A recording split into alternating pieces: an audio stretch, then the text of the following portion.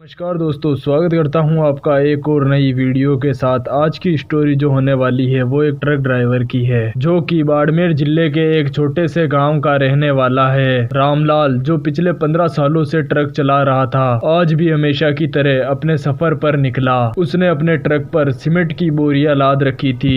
इन बोरियों को रामलाल को गंगापुर सिटी के लिए ले जाना था। रास्ता लंबा और सुनसान था, लेकिन रामलाल को आदत थी। रात के सफर में रामलाल का एकमात्र साथी उसके ट्रक की आवाज थी, जो अंधेरे को चीरते हुए रामलाल को मंजिल की तरफ ले जाती थी। लेकिन आज का सफर कुछ अलग था। जंगल की ओर बढ़ते ही इस माहौल में सर्दी और अचानक से सन्नाटा छा गया। पेड़ों की टहनियां हवा में झूम रही थी, मानो जैसे किसी अनजान ताकत का स्वागत कर रही हो।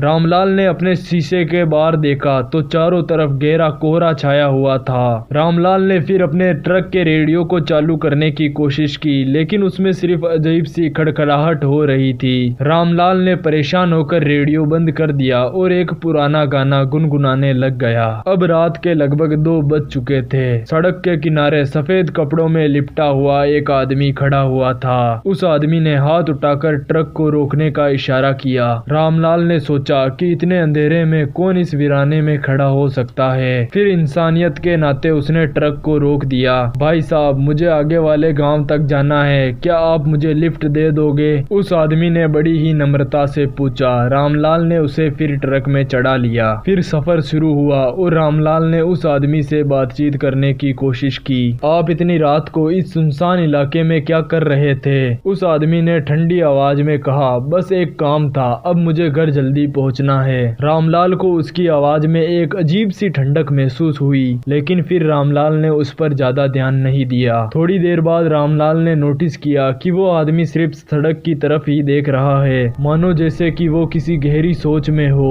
रामलाल ने माहौल को हल्का करने के लिए फिर उस आदमी से बात की। भाई साहब, आप कहाँ पर रहते हो? आदमी ने जवाब दिया, यहीं पर आसपास, आप इस रास्ते पर अक्सर आते होगे। फिर रामलाल ने जवाब दिया, हाँ भाई, यही तो मेरी रोजी रोटी है। फिर रास्ते में एक मोड़ आया और रामलाल ने अपने ट्रक का शीशा साफ करने के लिए अपने हाथ को बढ़ाया। तभी रामलाल ने देखा कि उस आदमी का प्रतिबिंब शीशे में दिखाई नहीं दे रहा था। यह देखकर रामलाल का दिल तेजी से धड़कने लगा। फिर उसने खुद को दिलासा दिया कि शायद कोहरे की वजह से ऐसा हो रहा होगा। थोड़ी देर आगे चलने के बाद सड़क के किनारे पर एक झुर्रीदार बूढ़ी औरत खड़ी दिखाई दी। उस औरत ने भी हाथ उठाकर ट्रक को रोकने का इशारा किया। फिर रामलाल ने ट्रक पर ब्रेक लगाए और फिर खिड़की से झांककर देखा, लेकिन वहाँ पर कोई भी नहीं था। क्या हुआ? अब वे आदमी मुस्कुराते हुए बोला। रामलाल ने कांपते हुए कहा, कुछ नहीं, कुछ नहीं। थोड़ी देर चलने के बाद ट्रक के इंजन से अचानक से अजीब सी आवाजें आने लगी। ऐसा लग रहा था जैसे कोई भारी चीज ट्रक के ऊपर चढ़ गई हो। ये आवाज कैसी है? रामलाल ने अपने आप से पूछा। उस आदमी ने हंसते हुए कहा, डर गए क्या?